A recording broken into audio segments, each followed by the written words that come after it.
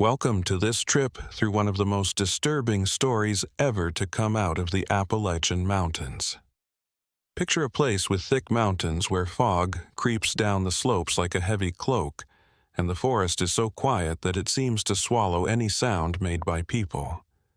In this time and place, communities lived far apart, and only connected by narrow trails and the word of mouth. This is where our story takes place. This video is a made-up story meant to be funny. Any likeness to real people, living or dead, is just a coincidence. There was a secluded property in the deep valleys of Virginia where bluish mountains rose like ancient sentinels. This property became the center of strange whispers.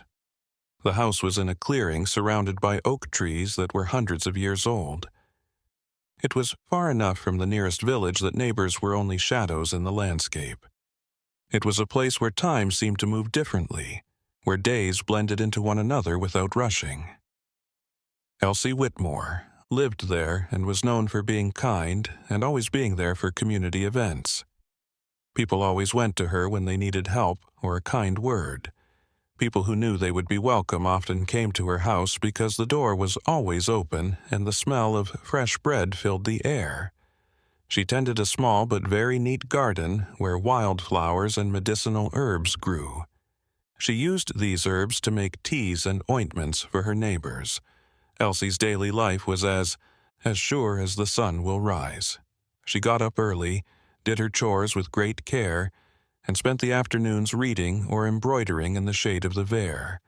On Sundays, she walked to the local chapel and sang along with the other people there. Her life was simple, but she had a lot of little rituals that made her days meaningful. But things started to change in the fall of 1925.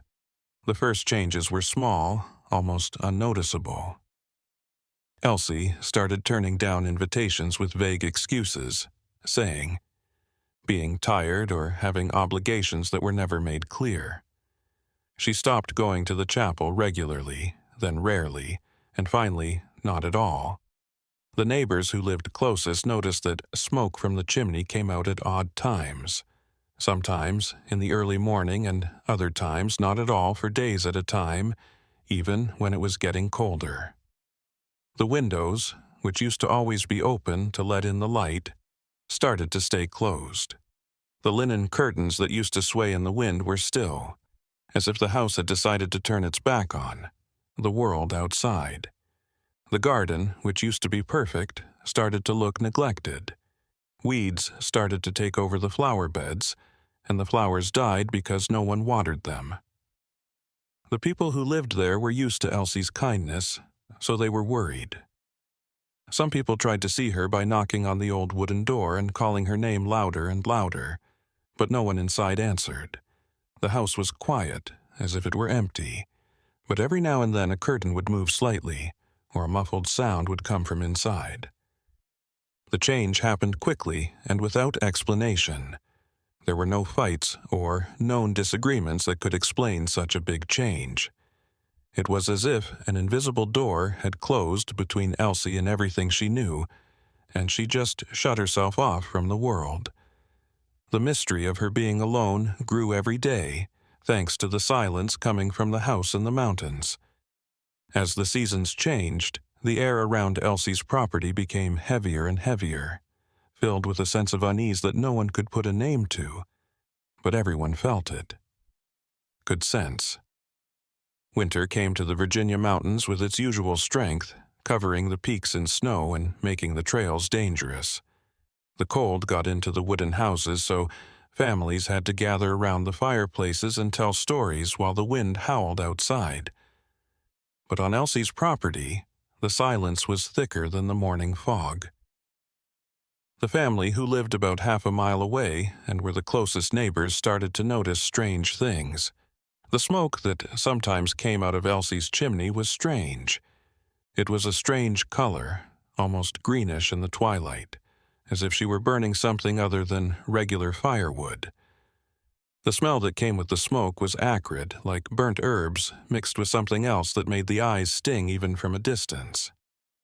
Some people in the area said they heard noises coming from Elsie's house during the coldest nights of 1926, when the mountains were completely quiet. It wasn't screams or wails, but something more disturbing, a low, steady murmur that sounded like someone was saying words in a language you didn't know. The noise would go on for hours, stopping suddenly just before dawn. The property started to look like it was empty, even though everyone knew Elsie was still inside. The shutters were loose on their hinges and banged against the wooden wall when the wind blew harder. The garden that used to be her pride was now a tangle of wild plants, with plants that no one had planted growing thickly and without any plan. Those plants made me feel especially uneasy.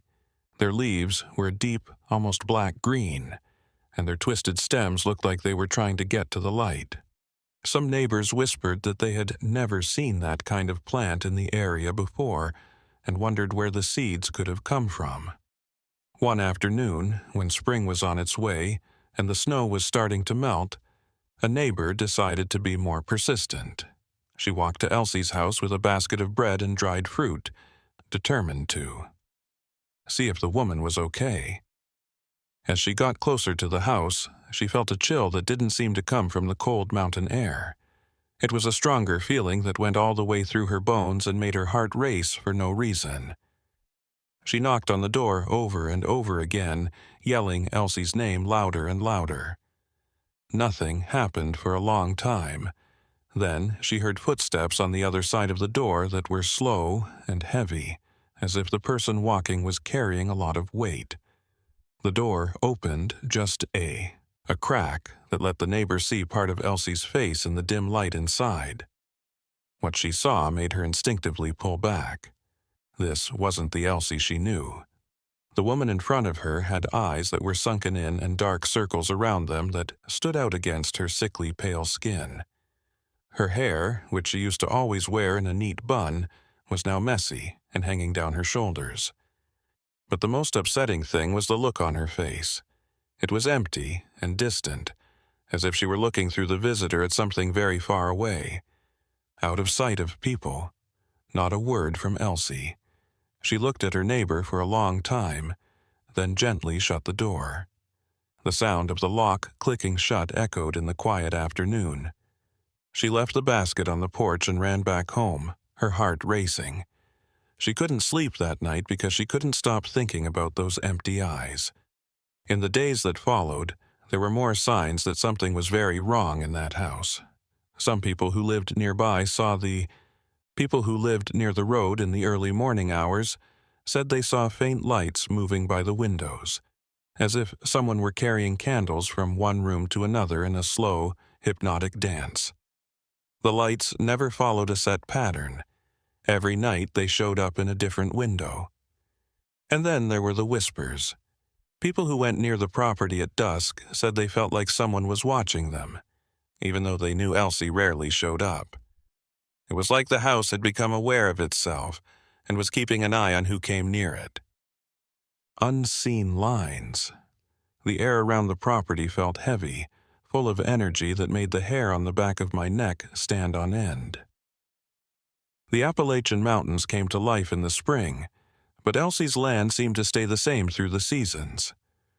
The trees around her house burst into bright greens, and the wildflowers painted the fields with happy colors. But the land around her house stayed gray and lifeless, as if the earth there had forgotten how to bloom.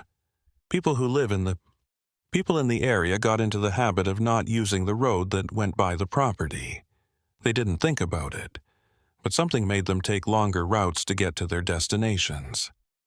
People stopped talking about Elsie as much over time, not because they stopped worrying, but because talking about her made them feel bad in a way that no one could explain. Everyone felt like something had settled in that place that didn't belong to the mountains or the world they knew. It was as if an invisible shadow had spread over that clearing, changing the world around it in small but clear ways. The trees near the house started to grow in strange ways, with their branches bending at odd angles as if they were trying to get away from the house.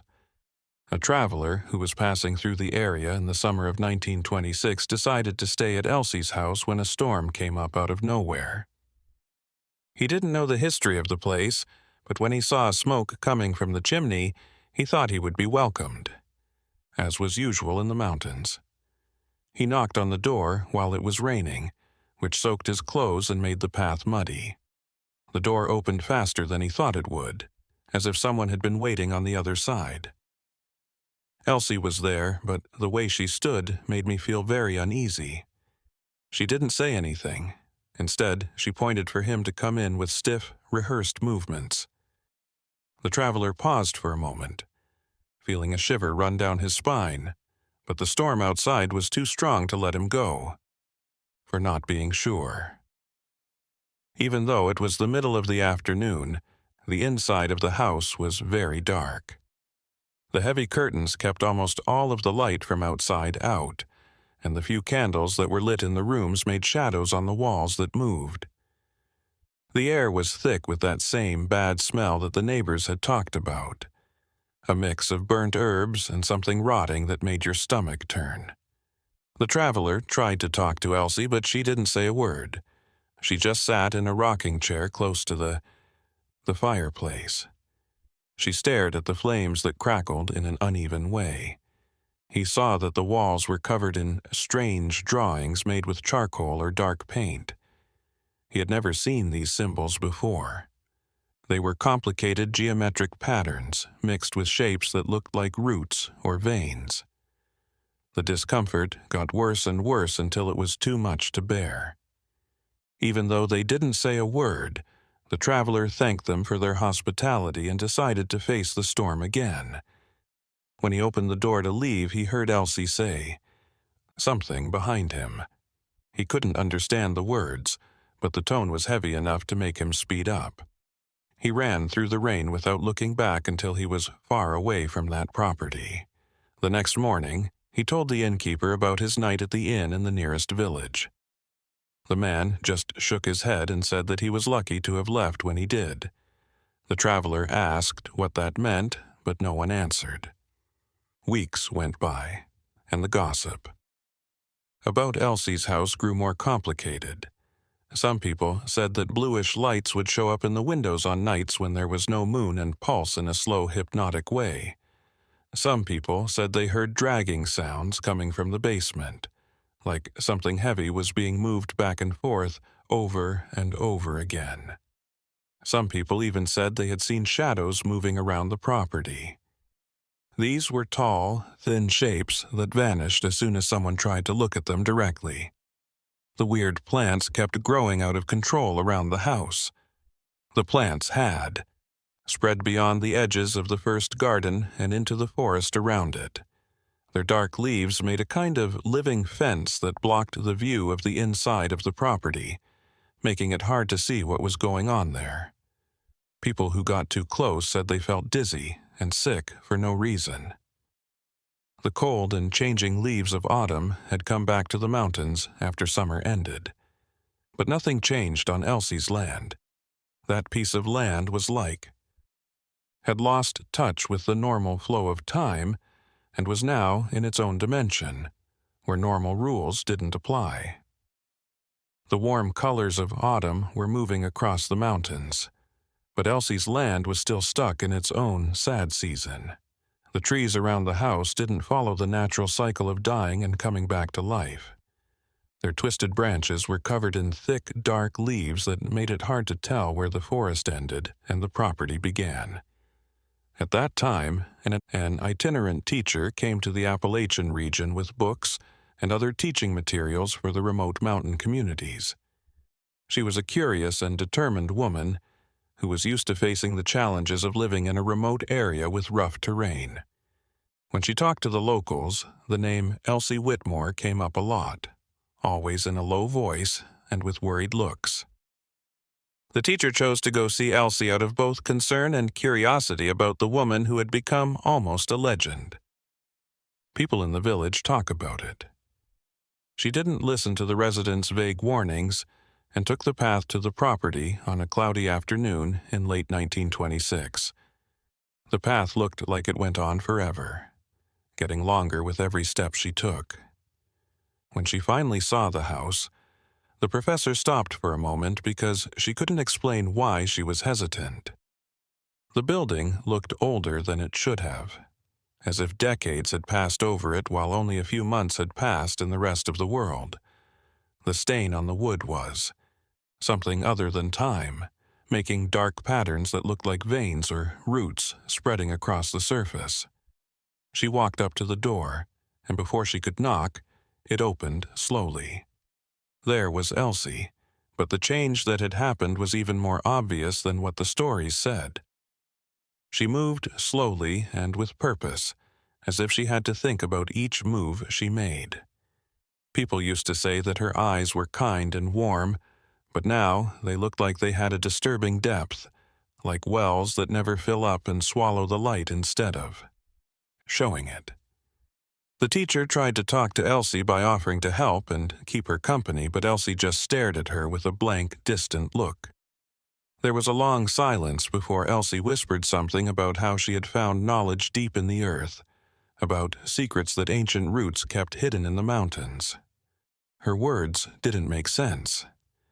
The teacher saw that Elsie's hands were stained with something dark, and that she was jumping from one thought to another without any clear reason. That looked like dirt and plant sap mixed together. Her nails were long and weak, and there was dirt and other stuff stuck under them. Her fingers were shaking slightly, an involuntary movement that made the visitor think she was very tired, or something else that she couldn't name. Through the half-open door, the inside of the house looked like it had a life of its own.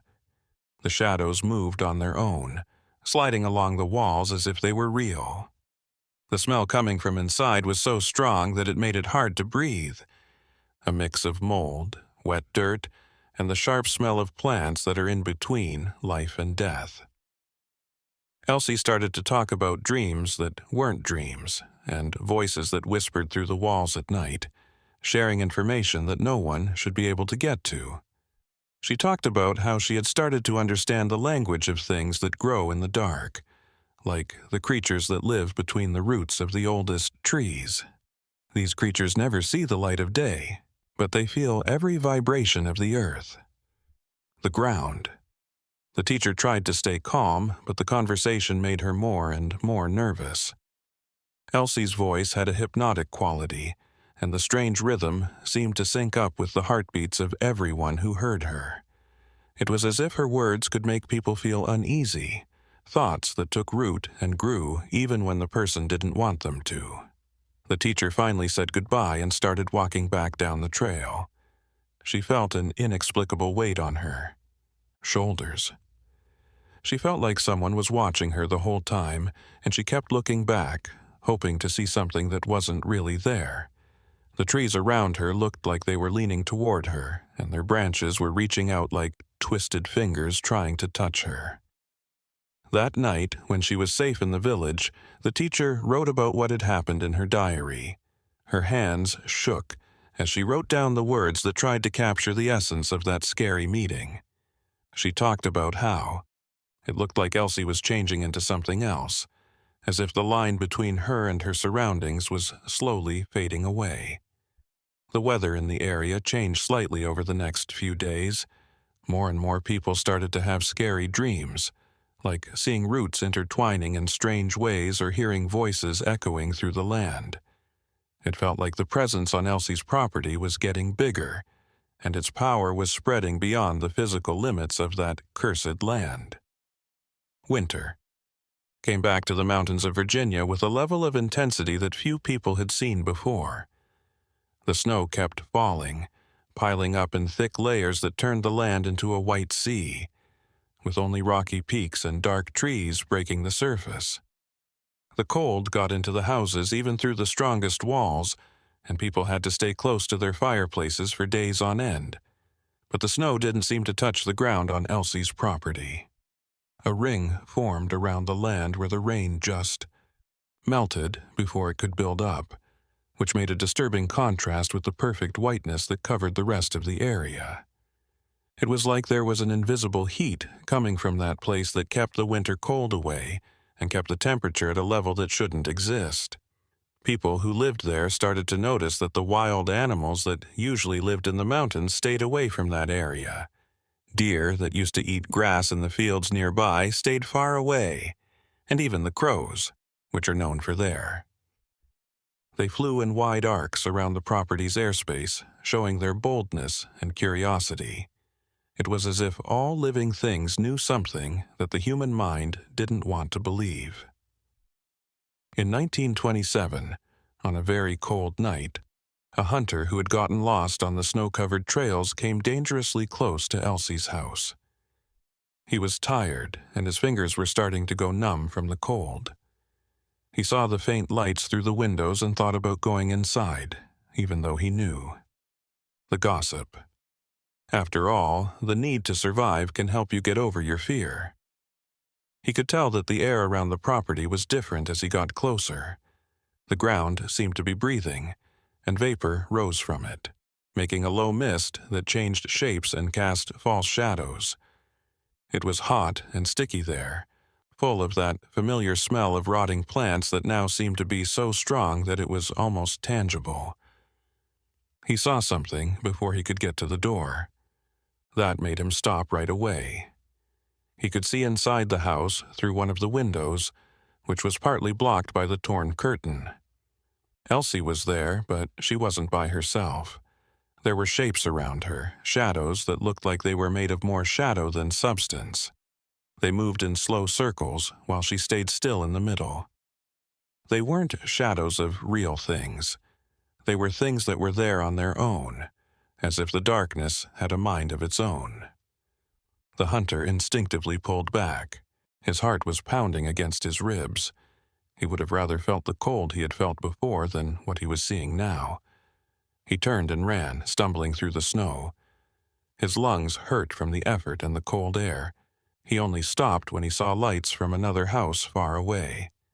There, he found safety without saying what he had seen, because he was afraid that talking about it would make it seem more real.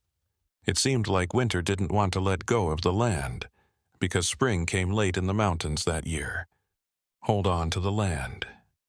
Elsie's property changed even more when the ice finally started to melt, and the first green shoots came up from the ground. The strange plants had spread a lot, making what looked like a living wall around the whole house. The plants had grown to be very tall. It was impossible to see through their thick stems because they were so closely intertwined. It was even more scary that these plants moved even when there was no wind. Their branches moved back and forth, as if they were. That only they could feel. Their dark leaves looked like they were soaking up light instead of reflecting it, making areas of darkness that didn't look right. Some people swore they had seen the plants lean toward people walking by on the road in the distance, following their movements with an attention that no normal plants should have. The traveling teacher, who had seen Elsie months before, started to change in her own way. Her dreams got more and more real and scary, full of visions of roots, stretching forever through the dark, linking all living things in a web of shared thought.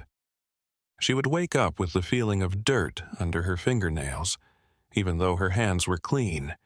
She would also hear whispers in a language her mind couldn't understand, but her body seemed to understand on a deep level.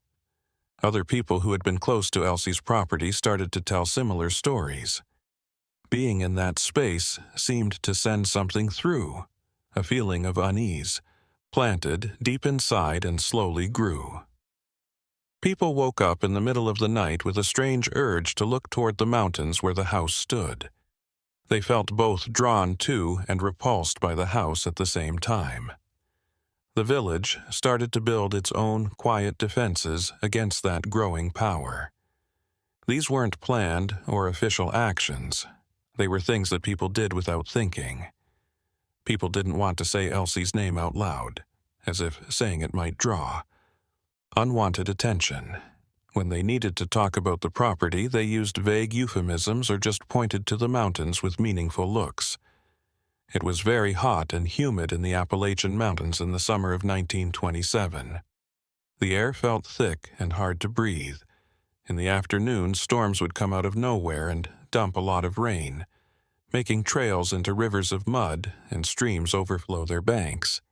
But even these strong storms seemed to lose their strength as they came close to Elsie's property, as if something there kept even the strongest natural events away. People in the area had developed an almost ritualistic way of avoiding each other. Adults planned their trips so that they stayed as far away from that place as possible, and they told kids never to go beyond certain known landmarks. It wasn't fear in the usual sense. It was something deeper and more instinctive, like an ancestral awareness that some places should stay untouched and not visited. During this time, a group of scholars from a faraway university came to the area to study the unique plants that grow in the Virginia mountains. They were city people who were used to labs and libraries but didn't know much about the customs and stories that were passed down orally in small communities. When they told the locals that they wanted to explore the whole area, even the most remote parts, the locals looked worried and didn't want to say anything. Why? A local guide, a man who knew all the trails and streams in the area, tried to quietly steer the group away from the path that would take them close to Elsie's property. He tried to get out of it by saying that the terrain was dangerous and the bridges were unstable, but the scholars were determined and sure of their skills. One of them said with barely hidden arrogance that they had been through hard terrain before and wouldn't be scared by a few rural superstitions. That morning, they set out on their most. The sky was full of dark clouds that promised a storm, but the researchers didn't pay attention to them. They had notebooks for taking notes, collection tools, and a strong will that was almost stubborn. The guide went with them, but he didn't want to. His eyes were always looking out at the horizon, as if he thought something would come out of the trees at any moment. The mood changed a lot as they got closer to Elsie's property. The air got thicker, full of that awful smell that now seemed to have spread to a much larger area than before. The trees grew in more and more strange ways, with their trunks twisted at impossible angles, as if they were trying to get away from something buried deep in the ground. The sunlight that came through the leaves turned a sickly green color that made everything look like it was under murky water. The researchers started to see the odd plants that had taken over that part of the forest. The leaves were so dark green that they bordered on black, and the texture of their stems was unlike anything they had ever seen before. One of them bent down to look at one more closely and touched its soft leaves. When his fingers touched her, he felt a kind of electric pulse run through his arm, and he pulled back right away, exclaiming in shock. The plant had reacted to the touch by making its leaves curl up a little. Subtle but clear movement that made it seem like there was more sensitivity. The scholar looked at his friends with a mix of interest and worry, not sure if he should be excited by the discovery or worried about what it meant. He saw that the skin where he had touched the plant was a little red and tingling, which wasn't exactly painful but was definitely not pleasant. The guide told them to keep going, and his voice was thick with barely contained urgency. But the scholars were now completely focused on their discovery, taking samples and making detailed drawings of the plants. They talked to each other in technical terms and came up with ideas about what could have caused that strange plant life. He had no idea that the guide had moved a long way away, keeping a safe distance from the people who were bothering the plants. At that point, they could see the property through the thick curtain of plants. The plants seemed to have partially eaten the house, as they now covered parts of its walls and wrapped around the possessive fingers on windows. It looked like the whole building was slowly sinking into the ground, or maybe being pulled down by roots that couldn't be seen, but went deep into the ground. There was a glowing moss on the roof tiles that pulsed slowly and steadily and glowed even in the daytime. One of the scholars said they should get closer to the phenomenon to study it more closely. The guide was very upset and finally lost his cool as he begged them to think about it again. he talked softly about. Elsie, about the changes that had happened, and the people who had gotten too close and were never the same again. But the scholars, who were educated, thought his words sounded like primitive superstition and thought he was afraid because he didn't know much about the world. 3 of them went up to the house despite the protests, while the others stayed behind to take pictures of the plants around it. It felt like they were walking against an invisible current, because each step toward the property seemed to take more effort than the last. The ground under their feet had a strange feel to it. It was softer than it should have been and gave way in a way that made it seem like it was alive and breathing under the surface. When they got close enough to look through one of the windows, what they saw left them speechless. Inside the house, the living space and the organic grotto were mixed together in a way that was unsettling. Thick roots pushed through the walls and floor, forming patterns that looked too planned to be random. The roots moved on their own, getting bigger and smaller, in a way that sounds like breathing or heartbeats. Elsie was at the center of that mess. She stayed standing, or maybe supported would be a better word, surrounded by the roots that seemed to both hold her captive and be a part of her. Her skin had turned pale green, and dark veins could be seen under the surface, spreading out like the roots that filled the room. Her eyes were open but empty, looking at something far away from the physical world. Her lips moved, always, making silent words in a never-ending monologue that no one could hear. The scientists slowly backed away. Their excitement about science had completely faded in front of that sight, which broke all the natural laws they knew.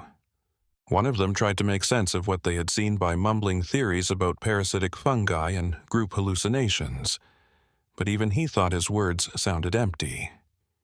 They knew on a deep, instinctual level that came before any formal education that they had seen something that shouldn't have happened. When they got back together with the rest of the group, they all silently agreed that it was time to go. The guide didn't say anything, but the look on his face showed that he was both relieved and resigned, as if he knew that what they had seen would stay with them forever. There was almost no talking on the way back. Each person was lost in their own troubled thoughts, trying to make sense of what had happened. That night, the researchers camped a safe distance away and talked about what to do with what they had found. Some people said they had to tell someone about what they saw, get help for Elsie, or at least warn others about the place. Others said that no one would believe them, that they would be made fun of, or worse, that talking about the phenomenon could have strange effects. They ultimately chose to write down everything in their personal records but not to make an official report. It was a cowardly choice, but also a smart one, the months that came after.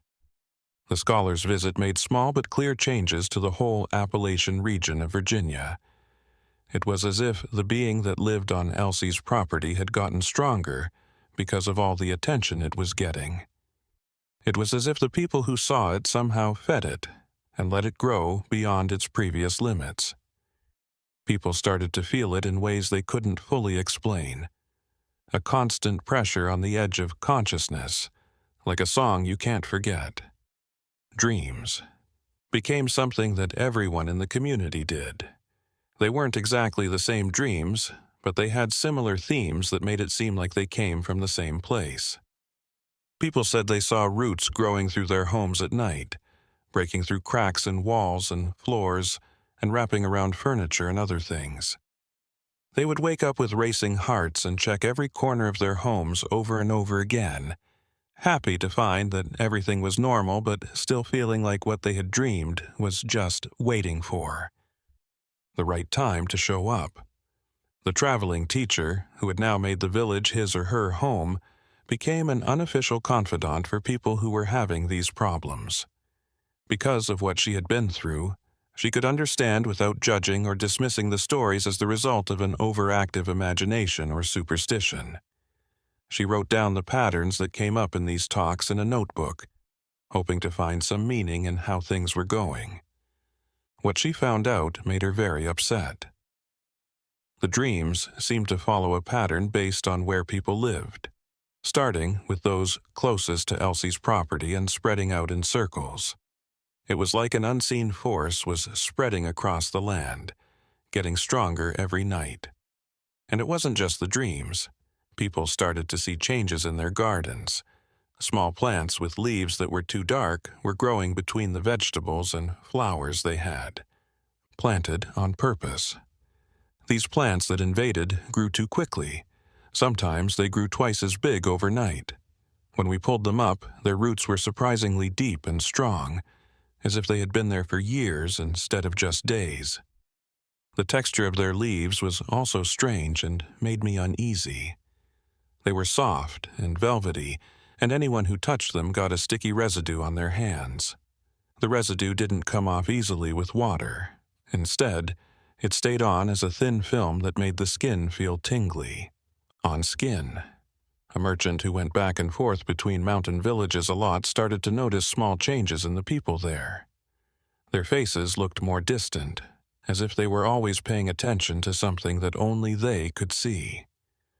People often stopped talking for long periods of time, during which they seemed to be listening to something. Their heads tilted slightly like animals that were alert and picking up distant sounds. They always said they hadn't heard anything when asked, but the way their faces looked showed something else. The colors of fall 1927 were so bright that they were both beautiful and a little scary. The trees' leaves turned such bright shades of red and orange that they looked like they had been painted with colors that didn't come from the natural world. But in the midst of all these bright colors, there were patches of dark plants that wouldn't change. They stayed a deep green even when all the other plants around them did. To the season's cycle. This is when problems with pets started to happen. Dogs that were usually calm and obedient started acting strangely, especially at night. They would stand still for a long time, staring at the mountains where Elsie's land was. Their bodies were stiff and shaking a little, as if they were trying to resist an invisible call. Some owners said that in the middle of the night their dogs would wake them up by scratching at the doors frantically, trying to get out. Their eyes reflected a greenish light that came from nowhere. The cats, who are always aware of things that people can't see, got upset and acted strangely. They wouldn't go into some rooms of the houses. When they were forced to go near those rooms, their backs would arch and their fur would bristle. Some people never came back, while others came back after being gone for days and were clearly changed, thinner and with eyes that seemed to have seen things no one else had. Animal should see. The birds were also hurt. The birds that usually sang in the mornings stopped singing, and the mornings felt dead and lifeless because of the heavy silence that replaced their calls. They flew in circles around invisible areas that only they could see, making sure to avoid certain places. There were times when a bird that got too close to the property would fall from the sky for no reason. Its body was later found with no signs of injury, but it was completely dead, as if something had just taken away its life force. The people in the village started to understand the situation as a group. People didn't talk about it much, but everyone knew it was there. It was in the subtext of conversations, in the meaningful glances exchanged between neighbors, and in the way some routes were avoided without anyone having to explain why. People used to gather in groups and have fun, but now they sit closer together and are quieter. Together, as if they were looking for comfort from something they couldn't name. A farmer whose land was not too far from Elsie's started having big problems with his crops. In some parts of his field, the seeds he planted wouldn't grow, leaving strips of bare earth that made strange patterns when seen from a high point. The patterns looked like letters or symbols from an unknown alphabet that an unseen hand had drawn in the ground, in the places where. The plants did grow, and they made fruits and vegetables that looked normal but tasted a little bitter and had a metallic taste that made people who ate them feel sick. He did everything he could think of to fix the problem, like changing the way he planted and rotating his crops. But nothing worked. The land just wouldn't grow like it was supposed to. One night, angry, he dug deep into one of the problem areas, determined to find out if there was something in the soil that was causing the problem. What he found made him. Immediately, dropped the shovel and ran away. There were roots buried a few feet deep that didn't belong to any of the plants he had grown. Thick, dark roots that ran across the whole field and formed an underground network that linked his property to the faraway source of all the trouble. The professor kept writing down her thoughts, noting how the influence seemed to work in cycles. There were times when things got worse, usually around the new moon, when people started having bad dreams, and strange things kept happening. On these moonless nights, a faint greenish light that pulsed in a hypnotic way could be seen coming from Elsie's property. It could be seen even through thick vegetation and distance. She started to think about whether there was a way to stop or change what was going on. But every line of thought went nowhere. How do you fight something that doesn't have a clear physical form and is both real and in people's heads? That moves through hidden links in the earth and in dreams that people have together. She was afraid that the answer was that there was no way to fight it. Maybe all they could do was watch and write down how something old and strange slowly took over that part of the mountains. The scholars who had come months before started sending letters asking about what had happened since then, but their questions were vague and careful, as if they were afraid that writing too clearly about the subject might, for some reason, draw unwanted attention. The professor answered when she could, but she was just as careful with her own words. There was a growing feeling that talking about the phenomenon too directly might somehow speed it up, as if language were a way for influence to travel. Winter was coming again, bringing with it the promise of short days and long nights. Everyone in the area knew that the nights would be when the influence would be strongest, when dreams would become more real. But no one said it out loud. Clear, and the line between what was real and what was imagined would get dangerously thin. The winter of 1928 came with a vengeance, as if it wanted to punish the land. It brought snowstorms that lasted for days, and cold winds that cut through even the thickest clothing. The mountains in Virginia were cut off from the rest of the world. The roads that were impossible to drive on because they were covered in layers of ice and snow that were very high. Families went back to their homes, using the food and other things they had saved up during the warmer months. The snow's silence muffled all sounds, making the air still and peaceful, but also a little scary. But even though she was forced to be alone, the power that came from Elsie's property didn't go away.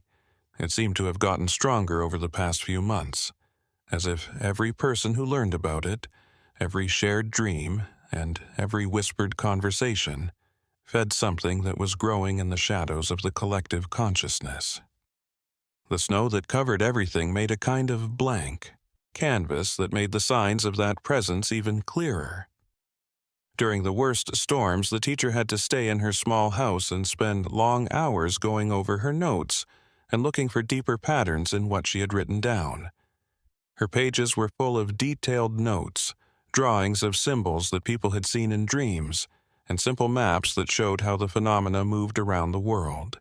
She put this information in order and then put it in order again, looking for some kind of insight that could help her understand what they were up against. What came out of his analysis was both interesting and scary at the same time. There was an intelligence behind it that couldn't be denied. People weren't used to recognizing that kind of intelligence. It didn't follow the usual rules of logic or linear thinking. It was something that had been around for a long time and worked on timescales that made human life seem like a flash in the pan. And this intelligence wasn't talking to each other with words or gestures, it was doing so with impressions, put directly into the minds of people who were open to it, whether they wanted to or not. On a very stormy night, when the wind was howling around her house and shaking the walls, The professor had an experience that would change the way she thought about everything. She had dozed off in her chair by the fire after studying her records for hours. She felt something touch her mind while she was between waking and deep sleep, like invisible fingers gently touching the edges of her mind. Thoughts. It wasn't a threat, at least not directly. It was almost like something was looking at her and trying to figure out what was going on in her head. She could feel ideas being sent to her, not in words but in feelings and pictures that came to her mind on their own. She saw roots that went through the earth and something even more basic, linking all living things in a network of shared consciousness that had always been there but that people had learned to ignore over the years. He saw that Elsie was not in jail or possessed in the usual way. She had willingly joined with something much bigger and opened her mind to a way of living that went beyond the limits of being. And now that fusion was spreading, not by spreading germs, but by people simply recognizing it. Each person who became aware of Elsie's change and let that knowledge into their minds made an opening through which influence could flow. The teacher woke up. With a muffled scream, her heart raced against her ribs. The fire had gone out while she slept, and the room was so dark that it felt like it was solid. But she wasn't by herself. She could feel things around her that weren't physical but were definitely real, and they were watching her with an attention that made her skin tingle. She stayed completely still, hardly breathing, and waited for the feeling to go away. It took her hours to feel alone again, and when she did, she found her hands, shaking without being able to stop it. In the days that followed, she had a hard time figuring out what to do with that experience. She wanted to tell people what she had found out because she thought that knowledge could keep people safe. But a deeper, more instinctive part of me knew that sharing would be the opposite of protection. It would plant the seed of recognition in more people's minds, giving that influence more ways to get through. She chose not to say anything, at least for now, but the choice felt like a stone in her heart. Changes were still happening on Elsie's property, but they were completely hidden from people. The house looked more like it had grown naturally than it had been built by people. The roots that got into it had grown and thickened, creating a kind of second skeleton that held up the original wooden beams and slowly took their place. The walls moved in and out in a slow, steady rhythm that made it look like they were breathing. Elsie stayed in the center. Of this hybrid organism, her body became harder and harder to tell apart from the things around her. Her skin felt like tree bark, and her hair had turned into strands that looked like both threads and delicate roots. Her eyes were still open, but what they saw was too strange for any normal person to understand. She saw the flow of energy through the earth, the invisible links that connected all living things, and time in a way that wasn't linear, where the past and future were both there. At the same time, there was still a small part of Elsie that was vaguely human that felt something that could be called happiness. She had found something she didn't know she was looking for, a way of being that isn't limited to the small space of one human body. She was now a part of something much bigger. Its roots stretched for miles, and its mind reached the minds of dozens of people who lived nearby. It was both lonely and connected. A contradiction that made perfect sense when you were there. People in the village kept going about their daily lives with almost desperate determination, trying to keep things normal even though they were not. The men went hunting when the weather was good. They followed familiar trails through the deep snow, always being careful to stay away from places they knew to be dangerous. The women took care of their homes and children, woe and Swede, and made meals that were eaten in silence, with thoughts that weren't said. But at night, when families went home and turned off the lights, the dreams came back. These dreams were becoming clearer and more organized, as if whoever or whatever was sending them was learning how to communicate better. People imagined walking through forests that were both above and below the ground. They could see the roots of the trees and how they were intertwined with the roots of the people. They saw themselves breaking down and coming back together, their personal boundaries becoming more flexible and able to pass through. Some people woke up from these dreams with a strange sense of longing, as if they had touched something very desirable but off limits. Others woke up scared, feeling like something had tried to pull them to a place they couldn't get back from. But everyone, without fail, woke up knowing that something was changing, not just on the distant mountain estate, but also inside them. The farmer who found the roots on his land started to feel sick. Changes that he couldn't ignore. His fingernails got thicker and took on a slight greenish tint. He cut them over and over again, but they grew back too quickly, always coming back in that creepy color. His skin got more sensitive to direct sunlight and burned easily, even in the winter when the rays were weak. He started to feel vibrations in the ground in a way that he had never felt before. He could find animal tracks at strange distances and feel the movement of groundwater through the soles of his boots. He didn't tell anyone about these changes because they were afraid of what people would think or do if they found out. But at night, when he was lying next to his wife, who was having trouble sleeping, he could feel the call. It was a quiet but strong pull toward Elsie's property that never went away. He fought back, holding on to his normal life with all his might, but he knew that it was getting harder to fight back every day. The professor saw all of this from her special role as a friend and documenter, feeling more and more responsible every day. She knew things that other people didn't. She had been through things that other people hadn't. And with this knowledge came a question that always bothered her. Could anything be done to stop what was happening? Or was it going to happen no matter what, like the seasons changing? And if it was going to happen anyway, what was her part in all of this?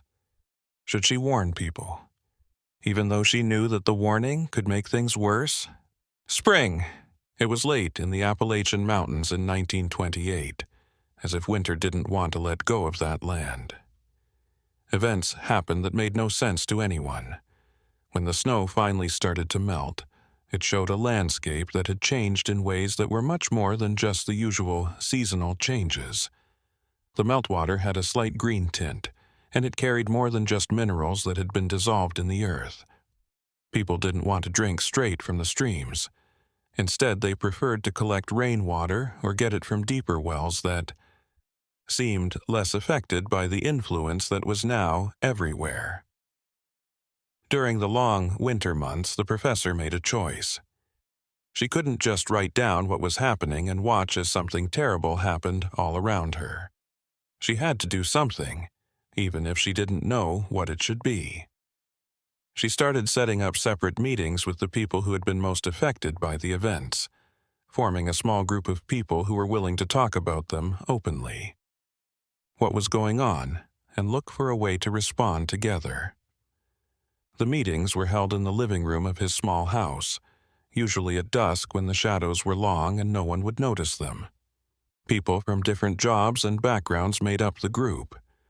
A farmer whose fields had been taken over by strange roots, and a seamstress whose dreams had become so real that she could barely tell them apart from real life. A blacksmith who had started to hear whispers in people speaking a language he didn't know but somehow understood, and others who were carrying their own heavy burdens of strange experiences. They told their stories in low voices, and each one added another piece to the complicated puzzle they were trying to put together. What came out of these talks was a disturbing pattern. The influence wasn't spreading randomly. It followed certain paths that seemed to be connected to something in the land itself. Some families were more affected than others. Some properties had more obvious signs of the invasive plants. There was a logic at work, but it wasn't the same kind of logic that usually rules the natural world. The blacksmith, a middle-aged man with calloused hands from working with hot metal all the time, talked about a theory he had come up with while he was awake at night. He thought that the earth under the mountains had always held something old, something that was there before people came to the area, maybe even before any form of life walked on that soil, of people walking on that land. Elsie had somehow woken up to or made contact with this being, and now she was a kind of bridge between that old consciousness and the world above. The idea was just a guess, but it struck a chord with something everyone in the group felt deep down. It felt like they were dealing with something that had been sleeping for a long time and was now slowly waking up, as if it had been asleep for a long time. And the awakening wasn't violent or sudden. It was slow and steady, like a plant growing toward the light with endless patience. The seamstress added her own thoughts. She had noticed that the dreams they all had were similar to the old stories that people who lived in those mountains before the colonizers came told. Tales of spirits in the woods, of old guardians who lived deep in the earth, and of places where the line between worlds was thin and easy to cross. These stories had.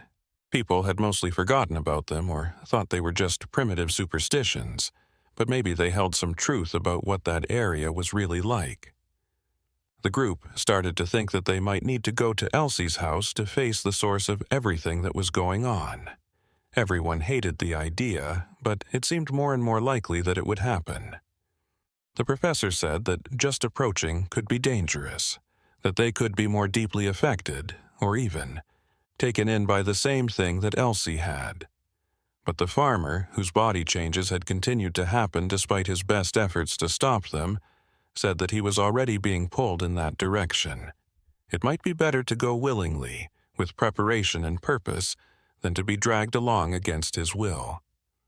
The talks went on for hours, going over the same points over and over again without coming to a clear conclusion.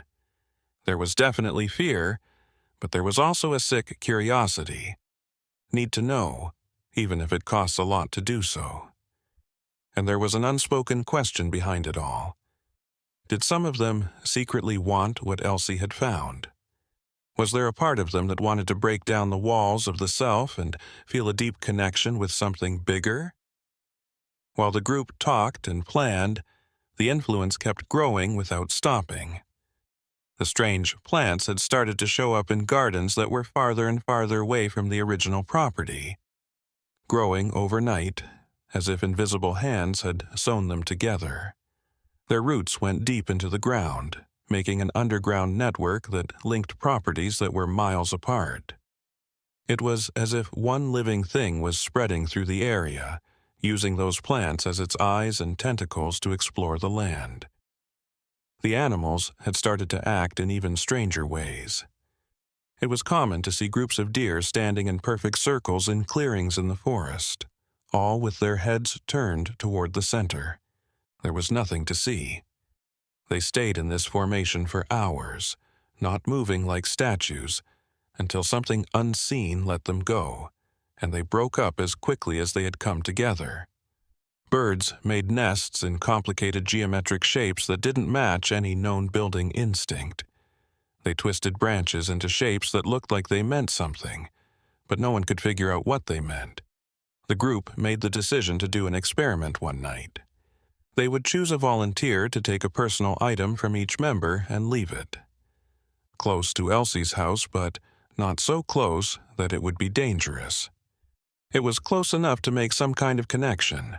The goal was to use this connection to learn more about what influence is without fully exposing themselves to it. It was dangerous and not very accurate, but they thought they needed to do more than just watch and write down what they saw. The blacksmith offered to help. He said that he was already partially affected and that he felt the calling all the time anyway, so he would be the least likely to be completely. Too much to handle. The others agreed, but only after a lot of thought. The seamstress gave a silver brooch, the farmer gave a small gardening tool, and the teacher gave a notebook with notes. The blacksmith put these things in a leather pouch that he would carry with him on his journey. The trip was planned for a night when the moon was waxing, which would mean that the darkness would be enough to hide them, but not so much that they couldn't find their way. The blacksmith left on his own, following paths he had learned by living in those mountains for many years. As he got closer to the property, he could feel the air change. It became thick and heavy, and it seemed to be everywhere in that area. The trees around him seemed to be watching him. Their branches moved even when there was no wind, making whispers that sounded like words. The ground under his feet felt strange and soft, which was typical of the zone of influence. He could see the strange plants growing all over the place. Their dark leaves soaked up the little bit of moonlight that got through the tree canopy. He could feel the huge roots just below the surface, pulsing with a life that was not fully plant or animal, but something in between or beyond those two. The blacksmith stopped when he got to the place he thought was safe and carefully set the bag with his things on the ground. He quickly noticed that a lot of people were looking at him, an alien mind that was aware of him and the things he had brought. It wasn't mean, but it wasn't nice either. It was just curious, like a child looking at a bug for the first time. He stayed there for so long that he lost track of time. It could have been minutes or hours. In that space, time seemed to move in a different way. Pictures and feelings came to him, not in order, but all at the same time. He looked at. Elsie was not the same as she had been. She was now an important part of something huge that spread across the earth like a planetary nervous system. He saw roots that went through more than just soil. They went through reality itself, connecting points in space and time in ways that normal people couldn't understand. He felt the offer not in words, but in pure sensation. He could join in, leave behind the limits of being alone and separate, and become part of something much bigger and more. For a long time, it would be so easy to just accept it and let the roots take it. The temptation was strong, stronger than anything I had ever felt. But the blacksmith thought about his family, his wife and kids, who were safe at home, and trusted that he would come back. He thought about the people in the group who were waiting for his report and counting on him to give them information that could help them understand and maybe even fight back. With a willpower that seemed to break something deep down, he went back inside himself. He turned around and started walking back down the trail. Each step took more strength than the last, as if he were fighting against an invisible current that was trying to pull him back. The trip back was very painful. His body shook as he tried to ignore the call that echoed through every part of him. He tripped several times and fell to his knees on the wet ground, where he had to force himself to get back up. His hands started to bleed where he had held on to the trees. To move forward, and he could feel something growing under his skin, like small bumps that might be roots trying to break through from inside him. When he finally got to the teacher's house where the others were waiting, he fell down on the doorstep, too tired to do anything else. They brought him inside, laid him down by the fire, and tried to ask him questions, but he could only shake his head because he couldn't speak clearly. He didn't have enough strength to speak for hours, but when he did, his words came out. He got the strength to talk, and when he did, his words came out. The weeks after the blacksmith came back brought a small but noticeable change to the mood of the area. It was as if something had been seen. A quiet line had been drawn between those who would fight back and that presence that kept pulsing deep in the earth. Now, the group met less often, and each member knew that some things are just beyond what people can control, or even understand completely. The professor kept taking notes, but this time from a different angle. She stopped looking for clear answers or solutions. Instead, she wrote down the experiences as proof of something that went beyond the usual ways of knowing things. Her pages were full of thoughts about how human perception has limits, and how there are layers of reality that we usually ignore. This isn't because they aren't there, but because our minds aren't built to process them all the time. The farmer learned to deal with the changes that had happened to him. The strange roots stayed in his land, but he made a sort of silent peace with them by planting his crops in places they didn't seem to want to go. His fingernails still had that faint greenish tint, which was a permanent sign that he was close to something that didn't quite fit in with the everyday world. But he kept going with his life, working his land with the stubborn determination of someone who won't let extraordinary circumstances define them completely. The seamstress found an unusual way to deal with her dreams. She stopped being afraid of them or trying to fight them, and instead just watched them, letting the images and feelings flow through her mind without trying to make sense of them or put them in order. She learned that when she stopped fighting, the dreams became less scary and more like visions that she could see without being overwhelmed by them. Elsie's land stayed the same as it always had been, hidden by plants and mystery. Grew in ways that didn't make sense from a plant's point of view. The house was now almost hidden by the plants that had grown around it, making it look like it belonged in the mountain landscape in a way that felt both natural and very wrong.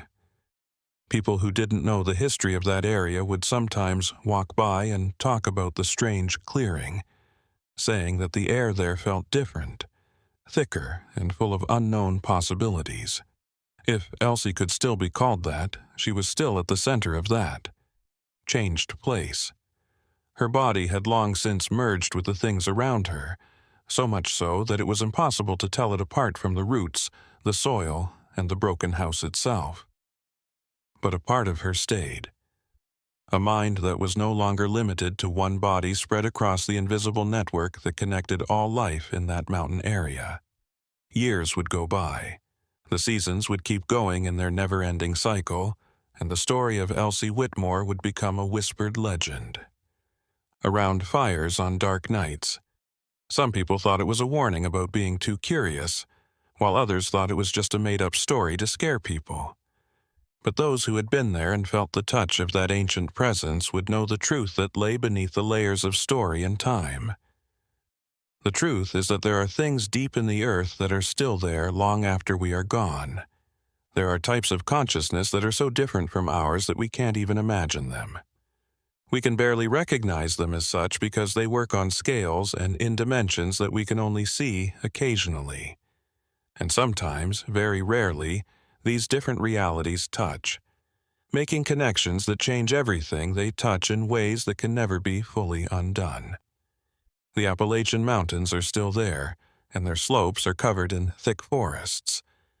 Their valleys hold secrets that time can't completely erase, and somewhere in those old mountains there is still a clearing where plants grow in strange ways, where the air is thick with possibilities, and where something that used to be a woman named Elsie has become part of something much bigger and older than any human story could ever tell.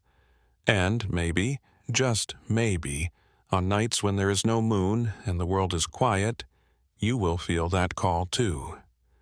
A slight feeling at the edge of your mind, a whisper that seems to come from both inside and outside, urging you to think about what you see is only a thin layer over huge, unexplored depths. This was the story of Elsie Whitmore and the mountains that kept her secrets. A story that makes us think about how strange, wonderful, and scary the world really is. A story about limits and what happens when we cross them on purpose or by accident. Leave a comment if you've made it this far on your journey through the dark parts of Appalachia. Sign up to the channel for more stories that go to the darkest places of the mind. Turn on notifications so you don't miss any new stories. Thanks for coming along on this scary,